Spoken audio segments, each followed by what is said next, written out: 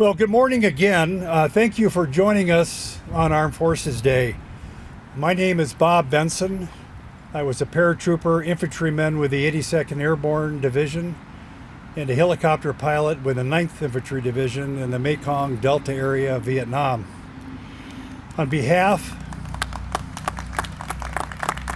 Thank you.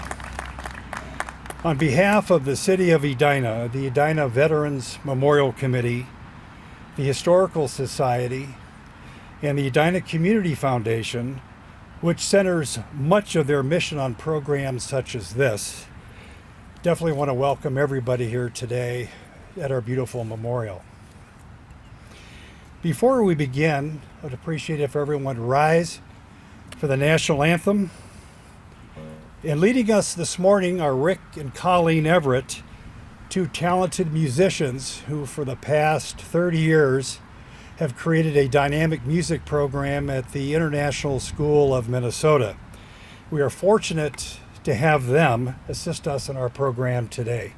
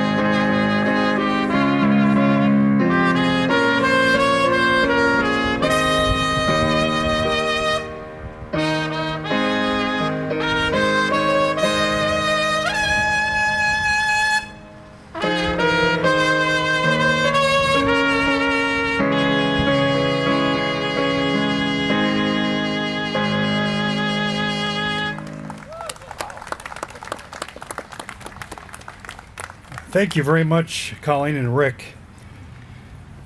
Today, we honor Edina citizens past and present who served in the military. We also wish to acknowledge all of those that have served in the military and that are currently serving. And if everyone who has served or currently serving, please stand for a moment.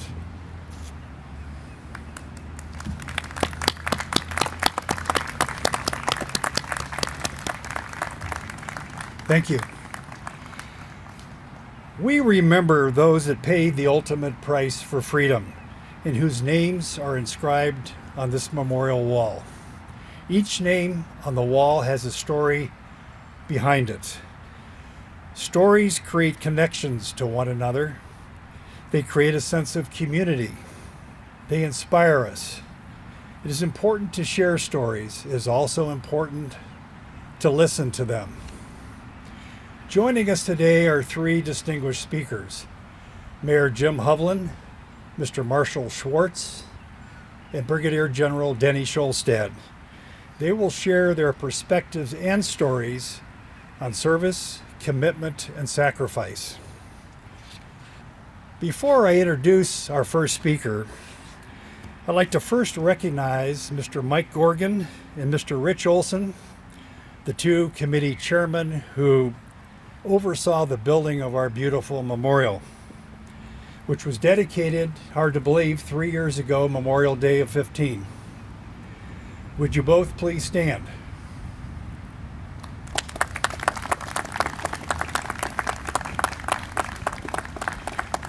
It was Mike's original vision in 2009 and effort which started us on this journey.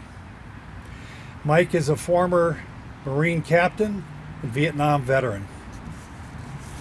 I was honored to serve with both Mike and Rich, along with 15 other dedicated members of our committee. I also want to acknowledge Mr. Lance Elliott, a civil engineer and committee member who really oversaw the nuts and the bolts of building this beautiful memorial. If Lance would please stand. Yeah, Lance. And also, all other committee members that are here today would also please stand for a moment.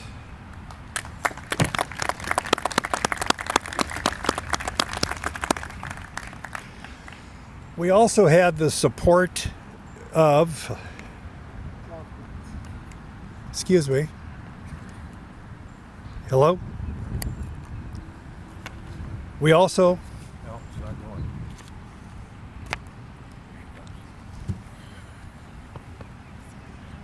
no problem. It's called Murphy's Law. It went to mute when you moved Okay, it. thanks. Old military accent, so you gotta be smarter than you think. That's right. Adapt and overcome, right? Okay, so try to speak more into it. It'll be louder. March out. Okay, sounds good. Thanks. We also are very fortunate to have the ongoing support of the City Council, the administrators, and city staff. Our first speaker today is Mayor Jim Hovland, and he has a story that many of you are not aware of. He was a battalion commander of his Army group at ROTC training at the University of North Dakota. We're very fortunate to have Mayor Hovland support us during this project and after the project has been completed. He's just been absolutely fantastic. So without further ado, Mayor.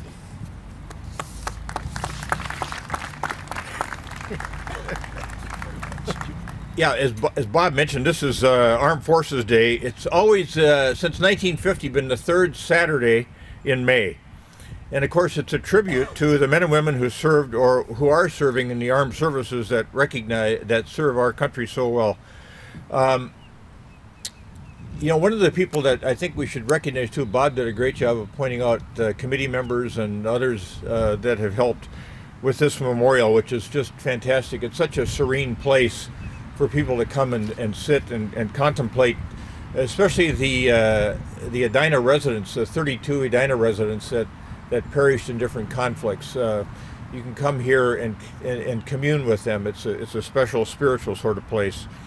But Ron Earhart, our former state legislator, was really instrumental in helping us get some of the funding when Richard Olson was leading the funding effort.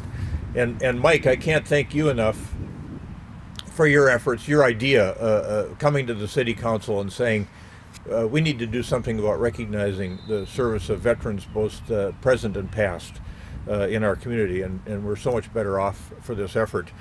Now, Mike was a Marine when they set up the Armed Services Day. The Marine Corps didn't want to do it.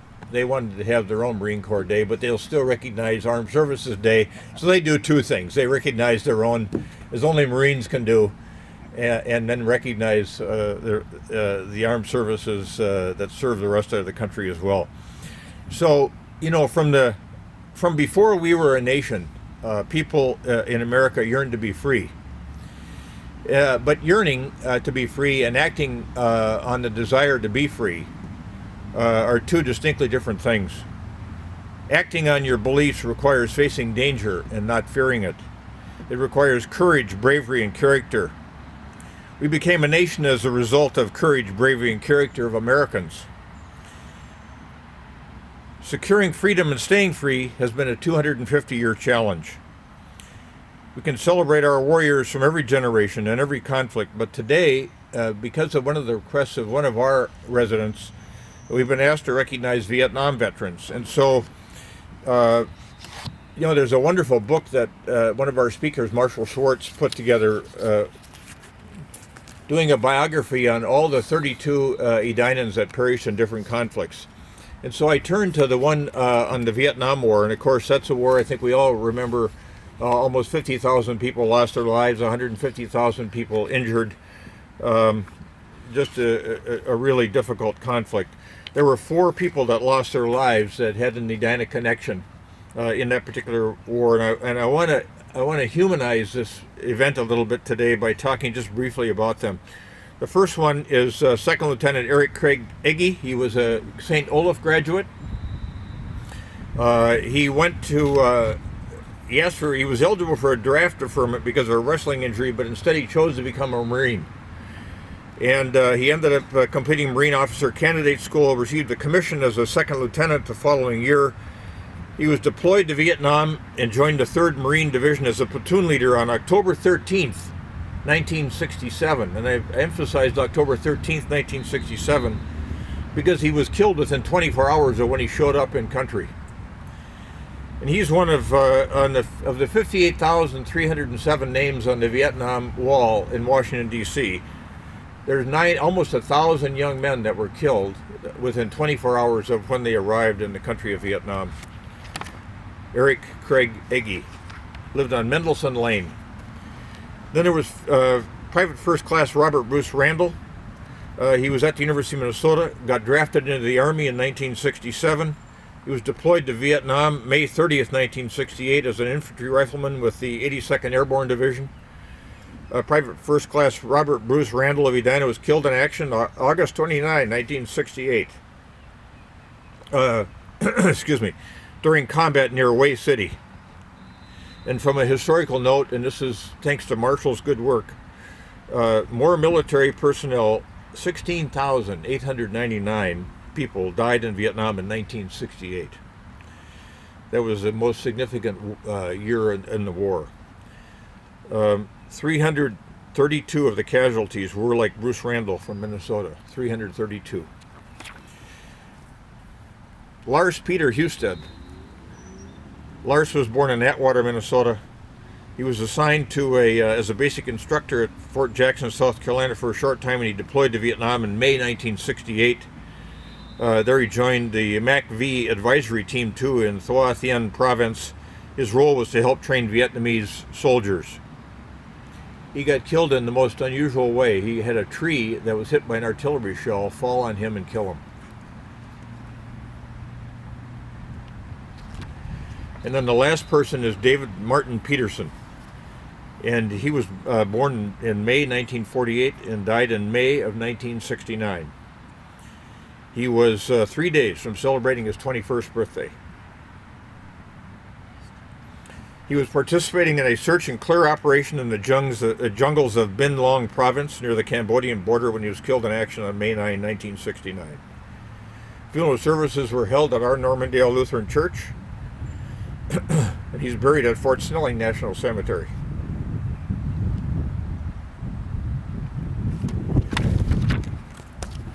A tribute to all those 4 young men who died before they were 22.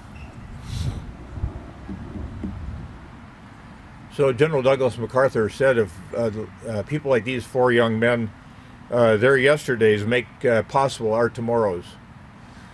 But one thing I disagree with General MacArthur on is that in Edina, old soldiers just don't fade away when they die. They get memorialized here, thanks to the effort of our wonderful committee and all of the residents of Edina. So thanks to all of you for joining us this morning to honor the men and women that have served us so well in the armed services and help keep us free. Thank you.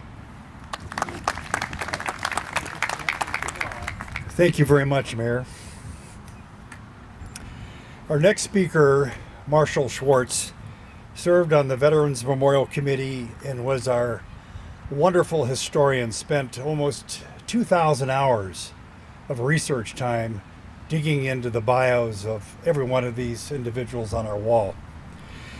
And that inspired his book, Edina Veterans Memorial, A Lasting Tribute. His book's available at the Edina Library, the Edina City Hall website, and the Edina Historical Society.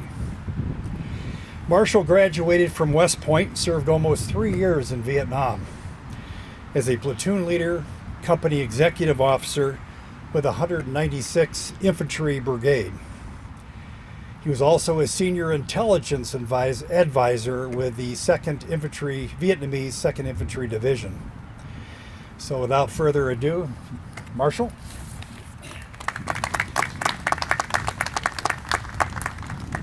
Thanks, Bob. Those of us here today who are veterans are not alone. Honorable military service has been an integral part of Edina's fabric going back to the Civil War era. The most recent U.S. Census showed that 1 in 7 of Edina's resident adult men and women have served in our nation's armed forces. That's a full percentage point higher than the national average. And a parallel survey that I conducted out on the street showed that 8 out of 10 Edina households have at least one veteran or someone who's just one step removed from a veteran or someone currently serving. We should be proud. Yes, military service is as much a part of Edina's fabric as the mill that used to stand over there on the creek. That said, this memorial here is not actually the first tribute to veterans that is placed on this beautiful piece of land here, which coincidentally was selected in 1945 as the site for a World War II memorial, which never was realized. The first civic tribute to veterans here was the flagpole right over there. It was placed in 1955 by the Edina American Legion post. And the brass plaque affixed to the base attests that the flagpole is, and I quote, dedicated to the men and women who honorably served their country in times of war and peace. All veterans are recognized. There's no specific groups or individuals singled out.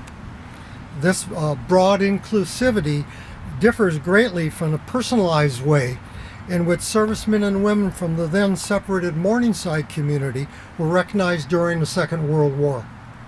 A billboard that stood on the corner of 44th and France, where Linhof Photography is today, showed a name and a blue star for each resident of Morningside who was then serving, and a name and a gold star for each resident who perished.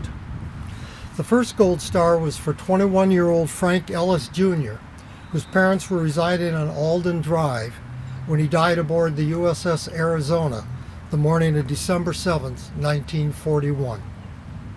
Frank lies today below the ocean waves of Pearl Harbor.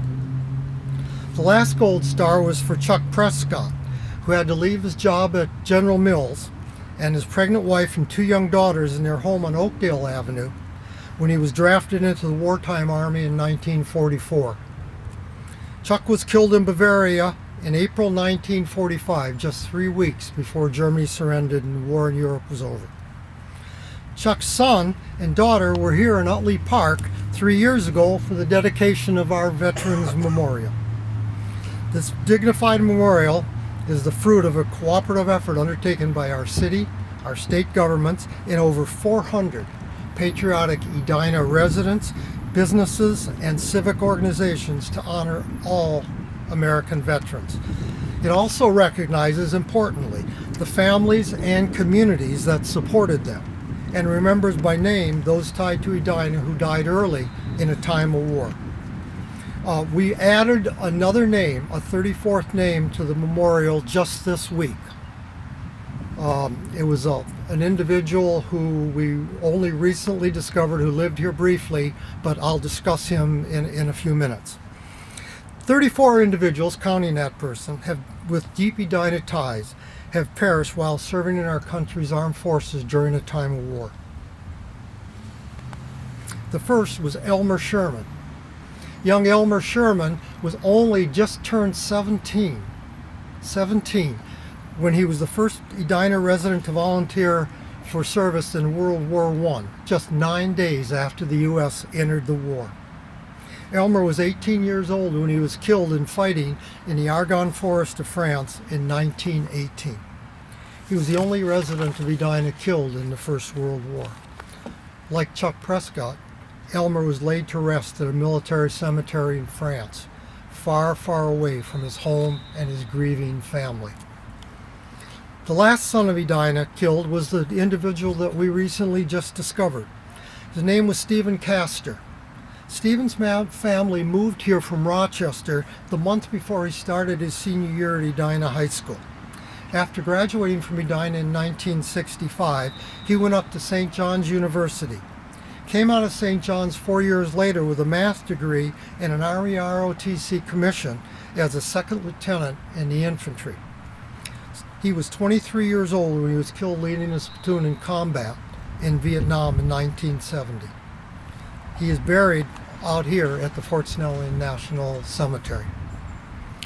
30 additional individuals with strong Edina ties who perished while serving during the time of war are also remembered by name here on the memorial, and with their photographs on the new kiosk that we've added over here. Like Elmer Sherman, Frank Ellis, Chuck Prescott, and Stephen Castor, none were just names etched into granite. Each was a real person with a unique life story that varied from the others in privilege, education, life experience, and death. As Bob the Mayor noted, these stories are shared in the Edina Veterans Memorial, a lasting tribute. It's available at the Edina schools for the students, at the Edina libraries for all of us, and the Historical Society. It can also be purchased at the Edina City Hall and is now available online in PDF format at the City of Edina website.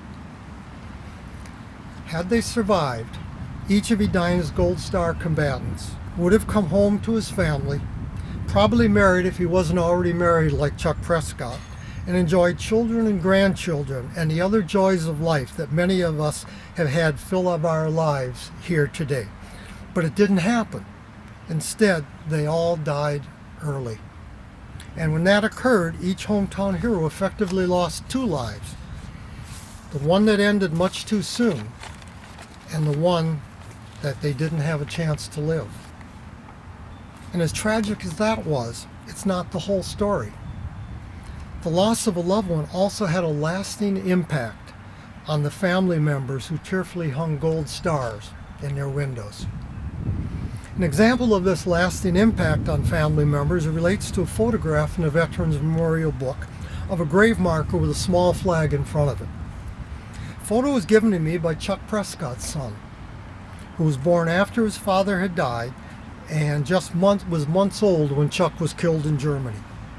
In providing the photo, Chuck's son, who now lives in Plymouth, emotionally described his visit a few years ago to his father's grave at a faraway cemetery in France. After planting the flag in front of the gravestone, he knelt and touched it. He was 64 years old at the time, and that was the closest contact he'd ever had in his life with his father. It was a two-sided heartbreaker. Chuck Prescott never had the opportunity to be with his children as they grew up, and they never had an opportunity to grow up with their father present. Their father, not just a name etched in granite.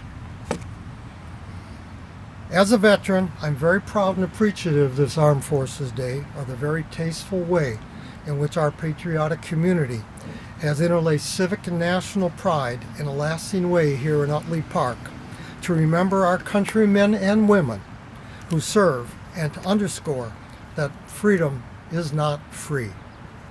Thank you to those of you who've worn the uniform and your families, and also to those who contributed in any of many ways to the Veterans Memorial Project here, and in doing so, help make Edina even better.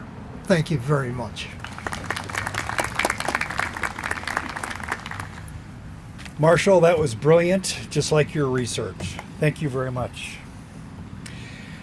Our last speaker, General Scholstad, distinguished himself in 3 careers. He was a 22-year member of the City Council of Minneapolis. He was a successful campaign advisor to candidates for the U.S. Senate, other legislative offices. He was an officer in the Air Force and retired as a brigadier general. He currently serves on the an advisory committee for the Secretary of the Air Force. General Scholstad.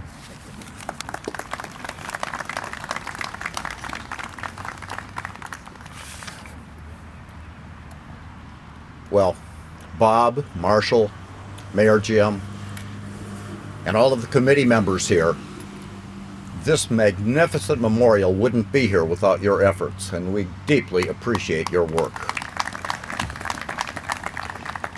How many of you watched the wedding this morning? Okay. I asked my wife a few days ago if this was the weekend the wedding was going to take place, and she said, "Oh my gosh, you're under a rock." It's on every television station. They're repeating it 3 or 4 or 5 times. Well, yesterday, I was at a ceremony that means a lot more than that wedding. Because I was at the University of Minnesota, and we commissioned 51 people for the Army, Navy, Air Force, and Marine Corps.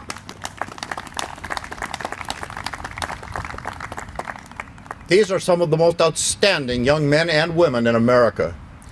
And every one of them held up their hand. And they said, I, having been appointed an officer in the United States Army, Navy, Air Force, or Marine Corps, do solemnly swear that I will support and defend the Constitution of the United States against all enemies, foreign and domestic. And they go on with that oath.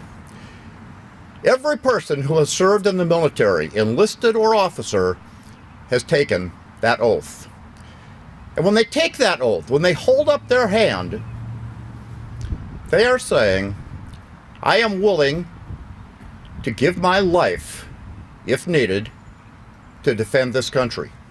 Never expires either. We hope they won't have to do that. They have offered to lose an arm, lose a leg, and we hope they won't have to do that.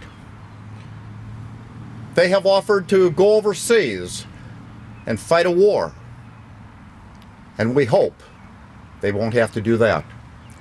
But every one of them, by holding up their right hand and taking that oath, has made that pledge. All of these students yesterday were wearing their dress uniforms. They looked good. Their moms, their dads, their girlfriends, their boyfriends were so rightly proud of them. It was really kind of glamorous. But let me tell you something. War is not glamorous. Not at all. My wife and I just got back from a trip down south, down to New Orleans. I learned how to say New Orleans, not New Orleans, otherwise they call you a damn Yankee down there. And then we went to the World War II Museum. If you've never been there, go. It's a heart-wrenching experience, seeing what these people had to go through to not only save America and our freedoms, but to save the entire world. No, war is not glamorous. We went on a ship, one that from World War II, where a kamikaze pilot had plowed into that strip, and in the most gruesome way, 58 of our Americans lost their lives, either by drowning or burning to death alive. Now, war is not glamorous. I've gone to Normandy, and I've looked at the beaches over there, almost 50 miles wide. And I think about the 18, 19, 20, 21-year-old kids who got off landing craft and charged the beach, being mowed down by machine guns up above. And they kept on charging in. I've gone to the cemetery there and seen thousands and thousands of graves of Americans. And they weren't over there to gain any land or advantage for our nation. They were over there preserving freedom. Had we not won that war, had Nazi Germany won the war, we wouldn't be here today. We owe our World War II veterans a great debt of gratitude. But we also owe every other veteran, whether it be one from the Civil War, from World War I, from World War II, Korea, and yes, Vietnam. I remember Vietnam. We were told not to wear our uniforms when we get back in America, because people who disagreed with our foreign policy would take it out on the men and women in the military who had absolutely nothing to do with that war. They were merely following the direction of their elected leaders. We owe them a great deal. and thanks to the mayor and marshal and to this monument, we are putting a face with each of the names of people who have perished during time of war. We're a peace-loving nation. We've been in existence for 250 years. We've had a dozen wars. A couple of them to actually preserve our freedoms. We don't like war. Conflict is terrible. And we found that one of the best ways to avoid war is to be strong. We could easily have lost World War II because we were weak, we were not prepared, and we could have lost. The best war we have ever fought was the Cold War with Russia.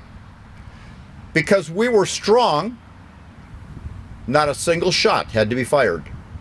That is what we owe eternal gratitude to our military members for making sure that we are strong. And hopefully we can avoid wars that way. Every single veteran and every single family member of veterans has made a tremendous sacrifice. Today it might be mom or dad is gone for a year, and the kids, or the husband or the wife or the parents are having to get along without that service member for a while. How can we possibly thank them? How can we thank the people who have held up their hand to take that oath and then work to defend our nation? Well, one way is with a tribute like this. Another way is a promise that America has made to our veterans that if you come home injured, we will take care of you. And I can tell you that the Veterans Hospital in Minneapolis is one of the best in the nation. I can guarantee you that. We can thank them by remembering and sharing their stories. In Washington, D.C., there are memorials for each of the wars. On Memorial Day and on Veterans Day, there are going to be great programs on television, very emotional. On the 4th of July, there will be a parade going right by here. My wife and I will be sitting right over there in the corner. We had two neighbor twins who were adopted from Bulgaria when they were 2 years old. Every year, we took them to the parade until they moved to Chicago. They graduated from high school today. We would always stand up when in the beginning of the parade is an American flag and several old vehicles carrying veterans. And Chase and Riley would always ask me, why are all the people standing? Why are they applauding? Why are some of them crying? And we explained it to them. And from then on, whenever the veterans came by, they would stand and salute. And they would realize how fortunate they are to be American citizens. I want to conclude by telling you about one remarkable Edina family, the Sitt family. One day I was on vacation a few years ago, about 10 years ago. I was in my underwear. I get a phone call, and it was from General Jack Vesey. I don't know if you've heard of him. He was the former chairman of the Joint Chiefs of Staff, the highest ranking military member in America. He graduated from Roosevelt High School with my mother. And I assured him that, General, I'm sitting at attention. And he asked me if I knew Gene Sitt. I said, well, I've met him. I don't really know him very well. I know he's a very successful businessman. Well, Gene Sitt's from China. And General Vesey said, I'd like you to go and talk to him because he has a great idea and I'd like to have you help him implement it. And Gene Sitt said, I don't want to treat our veterans now the way that we treated those coming home from Vietnam. We want to show them appreciation. How can we do it? Well, what that evolved into is an organization called the Minnesota Military Appreciation Fund. We have raised $17 million. we give every single young man and woman from Minnesota who was served in a combat area after 9/11, we give them each a letter of appreciation and a check for anything from $500 for serving to $10,000 if they were injured. And we tell them, when we give them this check and this letter of appreciation, this is not from the military, this is not from the taxpayer, it's not from the government, it's from the men and women of Minnesota saying, thank you for serving. Well, that's what we're trying to do, is to thank veterans, past, present, and future, for holding up their hand, taking an oath, and saying, I want to preserve and protect and defend this nation and our way of life. Thank you for being here today. Denny, that was magnificent. And also, we are extremely grateful to have had Denny on our committee. He made innumerable contributions to our effort, and we are very, very grateful. Thank you. Thanks for joining us on this special day. And if you'd like to take a closer look at the memorial wall and visit with Marshall at our panel to learn more about the stories and the history behind many of the folks that we're talking about today, after the ceremony, please see Marshall. Before we close with the Battle Hymn of the Republic, I want to recognize Nicole Gorman, who was our go-to person from the city of Edina, who really made this event happen and make. Nicole, there you are, manning the amplifier. Thank you, Nicole. Rick and Collins.